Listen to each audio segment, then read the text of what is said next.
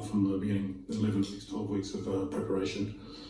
We wanted to change who we are, our identity, what we stood for, and we have traditional areas where those tier 1 teams, developed nations attack us, and I think those are the areas where we've really improved. And I think teams talking of us as a bunch of very talented individuals is passing out. We've got a very good team of talented players. So it's all credit to these boys. We've put the framework in place, and they've put the work in. Why change requires a commitment to changing your identity before any change happens at a deeper level. In this video, where the Fijian rugby coach talks about the changes made at the level of identity of how Fijian rugby is played and the identity of the Fijian rugby player. There are many lessons here for CEOs, C-level people, sales directors and sales people to take in. For a long time, if you follow rugby union, Fijian rugby players were seen as exciting, unpredictable players.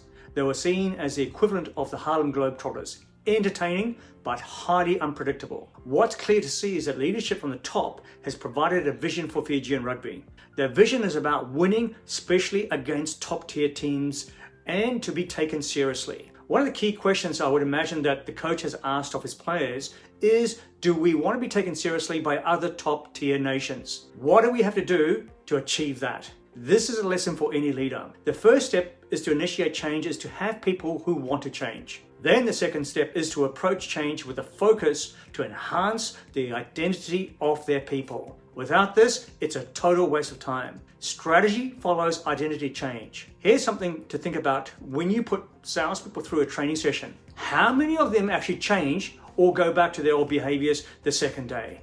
It happens so frequently, I can't tell you. The key question for the players was, who did they want to become? It's important to realize that the ingredients were already there. I'm talking about their skill sets, their physical presence. It's already there, yet they were not succeeding. What needed to happen is a fundamental change in thinking and self-identity. The identity of Fijian rugby had to change in itself.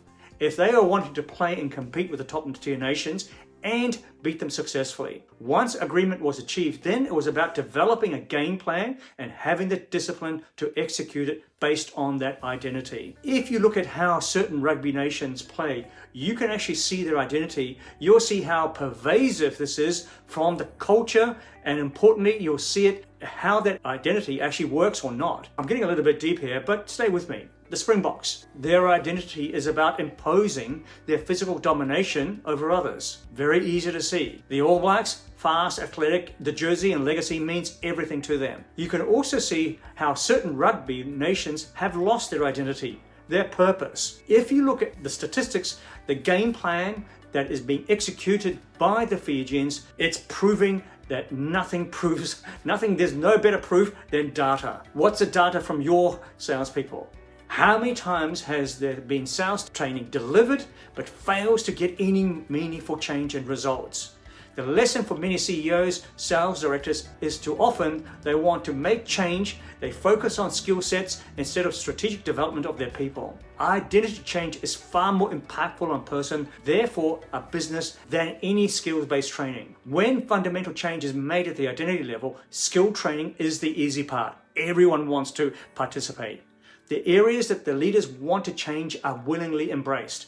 Self-discipline becomes the normal. Strategic planning and execution, feedback on failures is seen as opportunities for growth and successful execution. Before embarking on any sales training initiative, call us if you're serious about developing a high-performance sales team, then let's chat.